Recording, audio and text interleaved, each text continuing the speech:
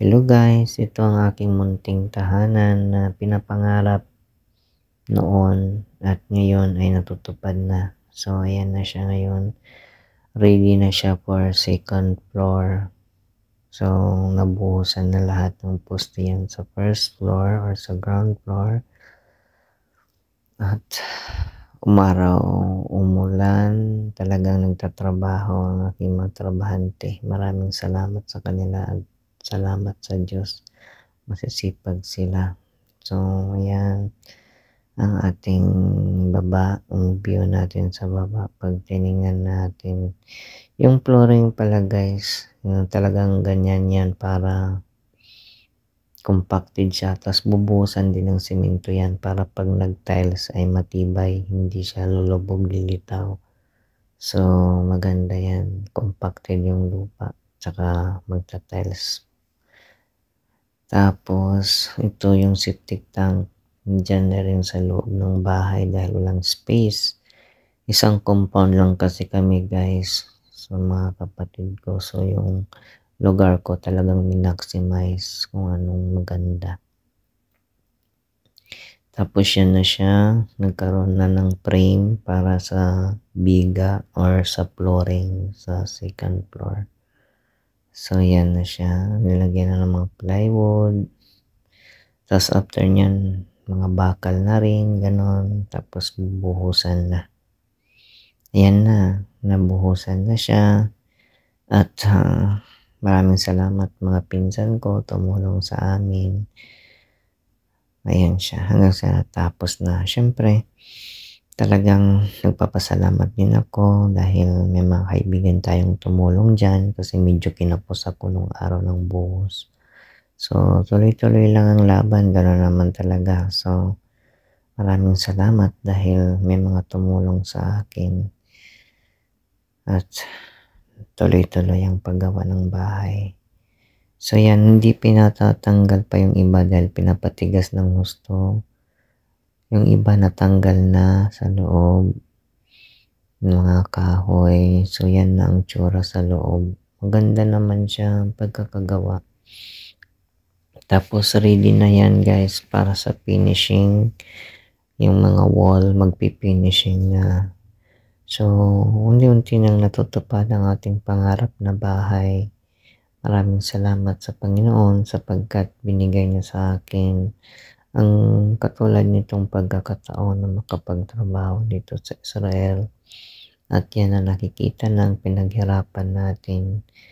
Di man ako makapag-day off, pero worth it naman dahil lahat ng pagsisipag natin ay napunta talaga sa bahay natin, sa project natin sa bahay. So, go, go, go lang, ika nga, di ba? Dahil yan ang buhay natin, ang i-provide ang pangangailangan ng ating pamilya. So, maraming salamat sa pagkakataong ito. So, go, go, go lang. So, ganun talaga. Ayan siya. Mga abang yan mula sa taas, yung tubo sa CR sa taas kasi may CR sa taas din. Pero yan, i-connect yan papunta sa baba sa septic tank. So, ganyan. Kaya may ano yan dyan, may tubo. Tapos, yan. Dito, nakikita natin na pinisingan na siya. So, may finishing na. Starting ng finishing. Nakakatuwa naman dahil unti-unting umuusad ang ating bahay. Thank you, Lord. At, ayan na siya. So, after niya ng mga finishing na yan, rock pa yan. Hindi pa yan yung final talaga. Tapos, magkakaroon na rin tayo ng electrical after nyan. Electrical, plumbing, ganun. Lahat-lahat na yan sunod-sunod na. So, go, go, go lang para sa bahay. So, yan ang ating bahay. Pasilip natin sa ating bahay.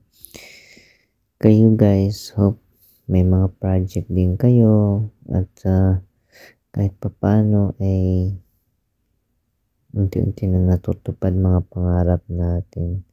So ako, ito talagang project ko, bahay para sa pamilya. Nakakatuwa dahil unti-unti nang natutupad ang ating pangarap. Noon, wala akong bahay. So ngayon, meron na akong bahay. Thank you, Lord. At nandyan na siya. So yan, continuous ang finishing hanggang sa matapos yan. Tapos eventually, yun na nga yung electrical na papagawa natin at saka plumbing. Thank you dahil nandyan na ang aking bahay. Thank you talaga. God bless sa aking employer dahil with my 2 years, may remembrance na ang aking pagpapagod at ang pagtatrabaho sa kanila. Ito na yung katas ng pagod natin, pagpapasensya at hindi pagdidiop. Go, go, go lang, di ba? Ganyan talaga. Masaya ako dahil may bahay na ang aking mag-ina, pohon. Matatapos din ito. Go, go, go, go lang. So, yan ang aking bahay and pretty soon may papakita ko sa inyo yung next progress pa ng aking bahay pretty soon. Thank you for watching and more power to everybody. God bless you.